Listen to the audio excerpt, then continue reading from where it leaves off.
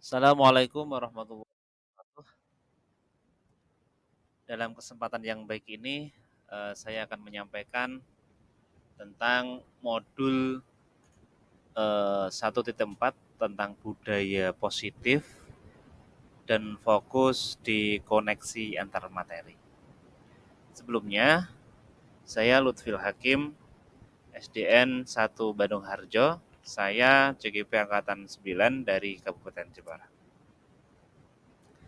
Sebelum ke materi, perkenalkan fasilitator saya yaitu Pak Aris Sugiarto, SPD MPD.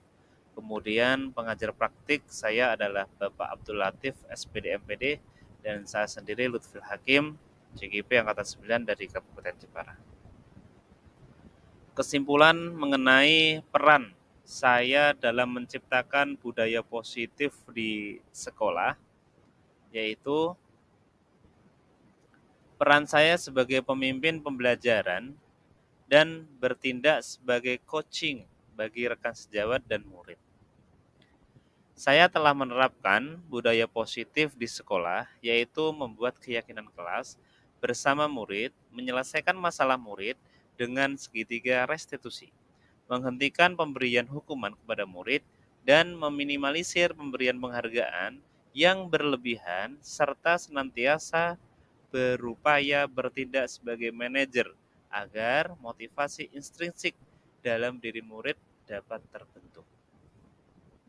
Kemudian, keterkaitan materi budaya positif menurut filosof yaitu ada tiga. Yang pertama adalah filosofi Ki Hajar Dewantara, kemudian nilai dan peran guru penggerak, kemudian visi guru penggerak. Keterkaitan materi budaya positif dengan filosofi Ki Hajar Dewantara adalah dengan menerapkan budaya positif di sekolah, maka akan mempermudah dalam mencapai tujuan pendidikan yang sesuai dengan filosofi Ki Hajar Dewantara, yaitu pendidikan yang berpihak pada murid dan menumbuh kembangkan potensi yang ada pada murid. Kemudian, keterkaitan materi budaya positif dengan nilai dan peran guru penggerak. Budaya positif dalam eh, dapat terwujud apabila guru penggerak dapat memiliki dan menerapkan nilai dan peran guru penggerak, yaitu reflektif, inovatif, mandiri, kolaboratif, dan berpihak pada murid, serta mampu berbagi praktik baik dengan bertindak sebagai coaching bagi guru lain. Kemudian, keterkaitan budaya positif dengan visi guru penggerak. Salah satu perubahan yang diinginkan sebagai guru penggerak adalah terciptanya budaya positif agar tercipta sekolah yang nyaman dan menyenangkan.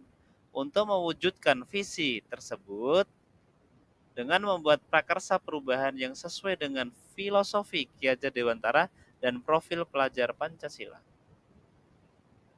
Refleksinya adalah sejauh mana pemahaman Anda tentang konsep yang telah Anda pelajari di modul ini, yaitu disiplin positif, teori kontrol, teori motivasi hukuman, dan penghargaan, posisi kontrol guru, kebutuhan dasar manusia, keyakinan kelas, dan segitiga restitusi.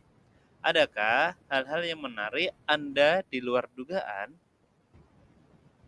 Kemudian, disiplin positif. Disiplin positif adalah perilaku atau sikap yang meyakini nilai-nilai kebajikan diterapkan dalam kehidupan sehari-hari.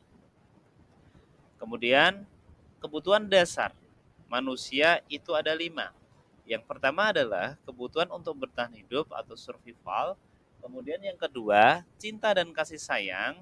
Kemudian yang ketiga, kebebasan. Yang keempat, kesenangan. Dan yang kelima adalah kekuasaan. Kemudian teori motivasi perilaku manusia dibagi menjadi 3. Yang pertama, eh, motivasi eksternal. Maksudnya adalah untuk menghindari tindak ketidaknyamanan atau hukuman. Apa yang akan terjadi apabila saya tidak melakukannya?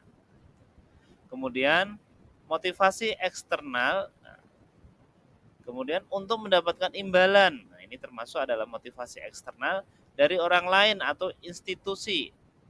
Contoh pertanyaannya, apa yang akan Anda dapatkan apabila saya melakukannya?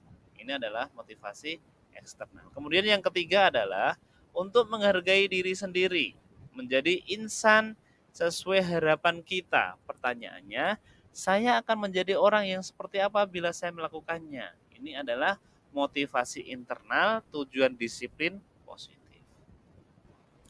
Kemudian, hukuman dan sanksi atau konsekuensi.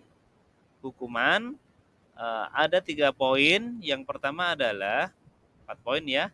Yang pertama adalah tidak terencana atau tiba-tiba. Yang kedua, bersifat satu arah. Yang ketiga, murid tidak tahu apa yang terjadi. Kemudian yang keempat, berupa hukuman fisik dan psikis. Kemudian yang selanjutnya adalah konsekuensi itu apa? Konsekuensi itu adalah yang pertama, terencana atau disepakati sesuai aturan. Yang kedua, bersumber dari 2 arah. Yang ketiga, murid tahu apa konsekuensi dari aturan yang dilanggar. Kemudian 5 posisi kontrol guru. Yang pertama adalah penghukum, yang kedua pembuat rasa bersalah, yang ketiga teman, yang keempat pemantau, yang kelima adalah manajer. Tetapi 5 posisi kontrol guru ini yang paling sempurna adalah posisi 5 manajer. Kemudian posisi kontrol guru, manajer. Sebagai manajer, guru akan melibatkan siswa dalam menemukan sendiri hasil solusi dalam permasalahan yang dibuat murid sehingga tercipta identitas positif atau berhasil pada murid. Keyakinan kelas. Guru berperan membuat keyakinan kelas yang dibuat bersama murid untuk menumbuh kembangkan perilaku-perilaku baik pada murid. Selanjutnya, ini saya sudah melaksanakan atau melakukan contoh pembuatan keyakinan kelas dan saya mengajar di kelas 6 di SD 1 Bandung Harjo. Di situ sudah tertera foto-foto, ada tahapannya yaitu saya sebagai guru akan menawarkan kepada anak-anak, kemudian kita diskusi, kemudian nanti ditulis di post-it dan kemudian kita mengalihkan kata negatif menjadi positif dan kita sepakati antara guru dan siswa. Selanjutnya, segitiga restitusi.